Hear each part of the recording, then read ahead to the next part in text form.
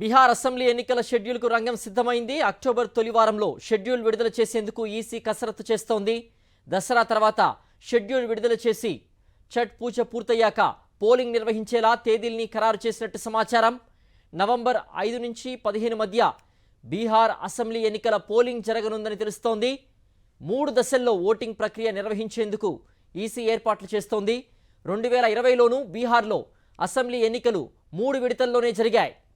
Bihar assembly ఎన్నికల షెడ్యూల్కు రంగం సిద్ధమైంది. అక్టోబర్ తొలి వారంలో షెడ్యూల్ విడుదల చేసేందుకు ఈసీ కసరత్తు చేస్తోంది. దసరా తర్వాత షెడ్యూల్ విడుదల చేసి ఛట్ పూజ పూర్తయ్యాక పోలింగ్ నిర్వహించేలా తేదీల్ని ఖరారు చేసినట్టు సమాచారం. నవంబర్ 5 నుంచి 15 మధ్య బీహార్ అసెంబ్లీ ఎన్నికల పోలింగ్ జరగనుందని తెలుస్తోంది. 3 దశల్లో ఓటింగ్ ప్రక్రియ నిర్వహించేందుకు ఈసీ ఏర్పాట్లు చేస్తోంది. 2020లోనూ బీహార్లో అసెంబ్లీ ఎన్నికలు 3 విడతల్లోనే జరిగాయి. మరింత సమాచారం ఢిల్లీ నుంచి మా ప్రతినిధి వెంకటేష్ అందిస్తారు. వెంకటేష్, 3 విడతల్లో బీహార్ అసెంబ్లీ ఎన్నికలు నిర్వహించేందుకు ఈసీ కసరత్తు చేస్తున్నట్టుగా తెలుస్తోంది. దీనికి సంబంధించిన పూర్తి అప్డేట్స్ ఏంటి?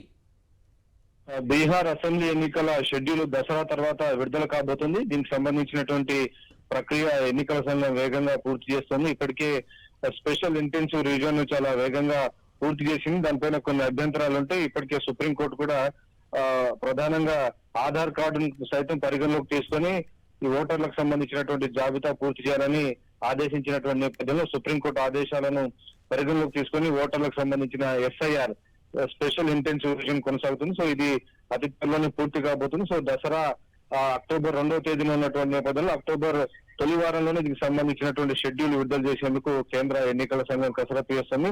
మొత్తం బీహార్ లో 243 అసెంబ్లీ సీట్లు ఉన్నాయి. సో 3 విడతల్లో ఈ ఎన్నికలు పూర్తి చేయాలని కేంద్ర ఎన్నికల సంఘం భావిస్తుంది. బహుశా నవంబర్ నెలలోపు ఈ మొత్తం 3 విడతల్లో ఎన్నికలు పూర్తి చేయాలనేటువంటి దిశగా ఇప్పటికే కేంద్ర ఎన్నికల సంఘం కసరత్తు చేస్తుంది. ఆ మేరకు ఇప్పటికే పోలీసు బలగాలను వీరందరినీ కూడా సమకూర్చుకుంటుంది. వీటితో పాటు ఈ దసరా దీపావళికి సంబంధించినటువంటి ఈ పండుగలు లేకుండా ఆ పండుగలు లేనటువంటి సమయంలో ఎన్నికల పోలింగ్ తేదీలను ఖరారు చేసే దిశగా ఆ ఎన్నికల సంఘం కసరత్తు చేస్తుంది.